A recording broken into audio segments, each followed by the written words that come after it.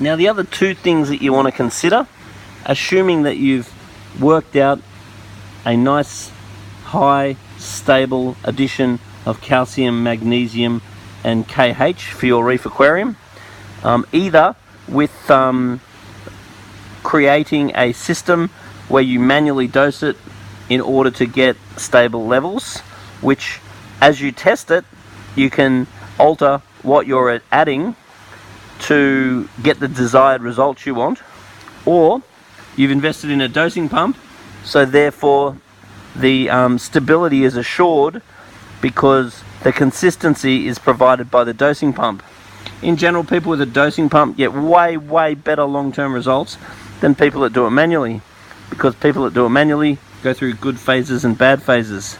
So these things are going to produce nice calcium rich, nice hard water that is going to allow your corals to thrive, and this is going to disencourage the algae.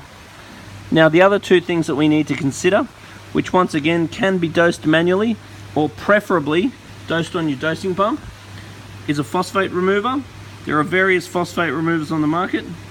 You need to find one that works well for you, and the phosphate remover will keep the phosphate down, which will keep your algae down, and will, because the phosphate will hamper your corals and end up killing them. Now the other thing is we need like a carbon sourced nitrate remover. There's various nitrate removers on the market that are quite effective. Make sure you only use a nitrate remover if you have a protein skimmer, and make sure that you clean the protein skimmer about twice a week if you are running a nitrate remover. Otherwise it can build up and be toxic. I also recommend, if you are using a phosphate remover, to stop accumulants in the phosphate remover. I would absolutely make sure that you are using polyfilter, because polyfilter will remove any accumulants from possible phosphate removers. So once again, these things here are the things that encourage algae.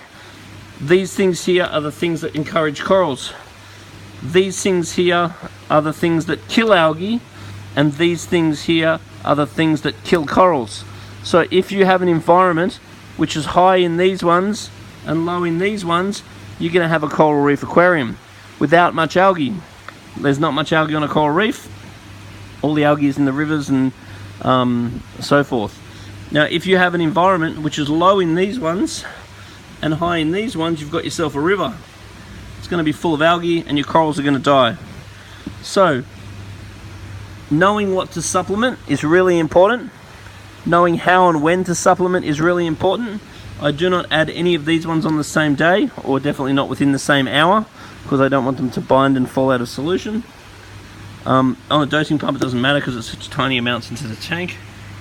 So knowing what to dose, when to dose, and how much to dose, and what levels you should be testing is really the key to making sure that you have a thriving aquarium. Because basically, if those levels are down and these levels are high, your corals will thrive, your algae will die.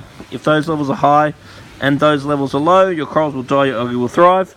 If it's somewhere in between, your results will be somewhere in between. And at the end of the day, checking it at least every 3 weeks and then altering your dosing pump is really the secret to having a robust, healthy coral reef. And just know that over time those levels will change, so therefore you will need to alter your dosing pump or alter your routine.